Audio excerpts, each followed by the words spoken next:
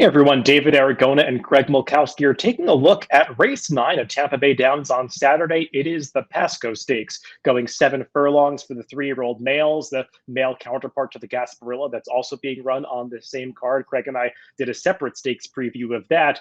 This one drew a field of 7 runners, and I think there's some higher quality in this race than in the Gasparilla that we previously talked about, Craig.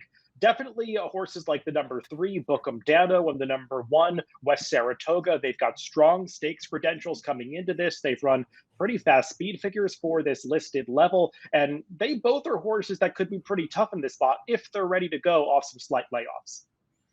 Right. They've been laid off since earlier in the winter, but both ran well in big races, as you noted. And yeah, this is a much, much stronger race than the Gasparilla. It will be interesting as a speed figure guy to see the difference in times between these races.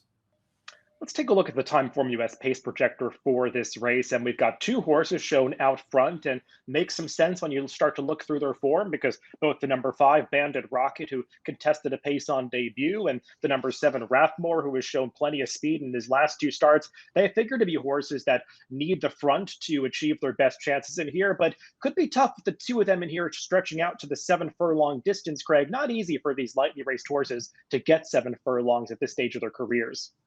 That's a good point. Sometimes people overlook maybe the distance change, but when you're talking this earlier in the year, that can be a big jump. We do have some horses turning back, so maybe they have a little more foundation, but as you noted, they're coming off of shorter type layoffs.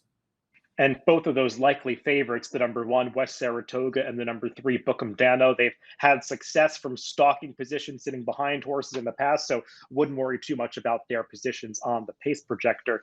Let's go through this field in post position order, primarily beginning with the number 1, West Saratoga.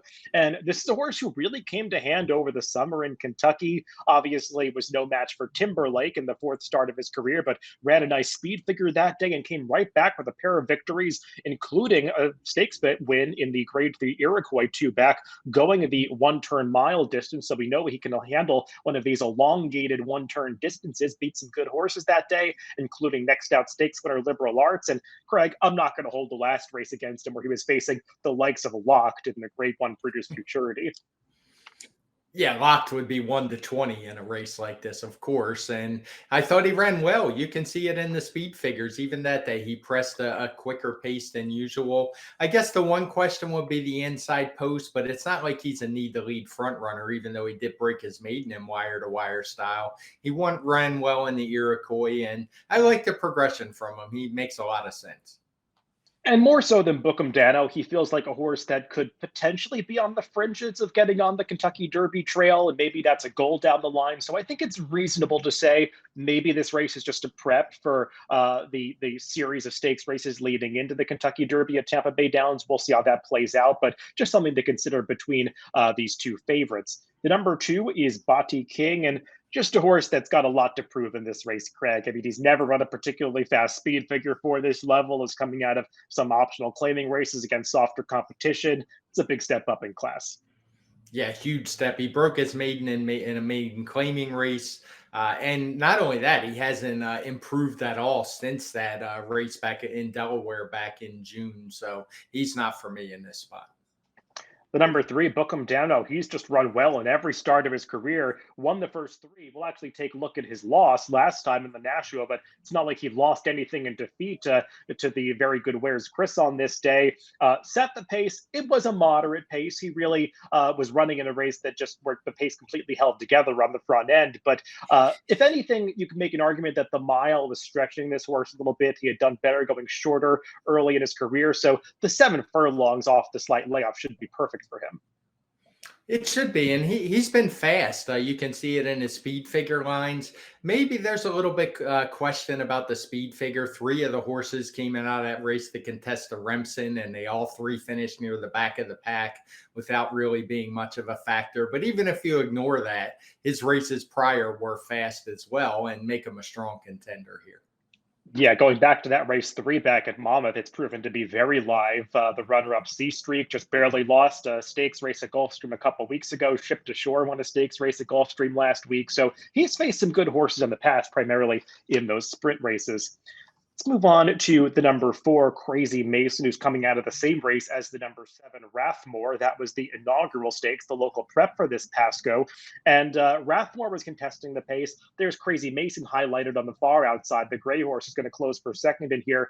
The winner of this race, Craig, Patriot Spirit, a pretty good horse, one that can be a little headstrong, and I think finally put things together going the 6 furlongs in this race. So I'm not going to fault either of these horses for losing to that rival. I did like the way Crazy Mason finished off this race. He went pretty wide, trying to find a clear path around the far turn, but was really hitting his best stride at the end, suggesting that 7 furlongs should be great for this guy. I think the distance increase is going to help him. It's just a matter of if he's good enough to run with the other two, but he's progressing nicely. Should get some pace up front, given the pace projector that we showed, and certainly not going to dismiss him.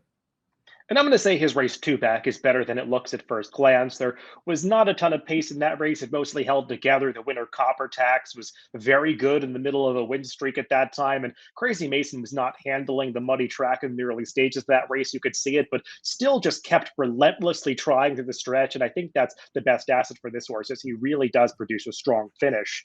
The number 7, Rathmore, was coming out of that same race.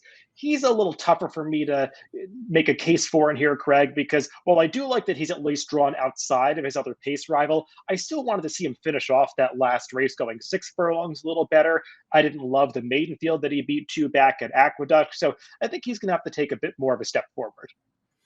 Yeah, the upside would be that his pace or his speed figures are progressing forward, but I'm also a little leery of that move to 7 furlongs from 6, given how he finished. It's not like it was a blazing pace last time, and he really had nothing left that last furlong. So tough spot for him. Up next is the number 5, Banded Rocket. Let's take a look at his debut victory at Tampa Bay Downs, when he actually was dueling with a stablemate who finishes second in this race. These two Kathleen O'Connell trainees duke it out at the top of the stretch, and Banded Rocket, as the 2-1 favorite on this day, asserts his superiority in the late stages. Craig, had to like the fight this horse showed on debut. He is one that obviously liked to show speed in the early stages, so he's going to have to deal with Rathmore, who we just talked about in the early stages of this race, but definitely one that has a right to take a step forward in his second start. It was an impressive debut. You can see he got a nice speed figure for the effort in the mid 90s. So any kind of improvement makes him right up there with our 2 favorites. And I think he's pretty dangerous in here.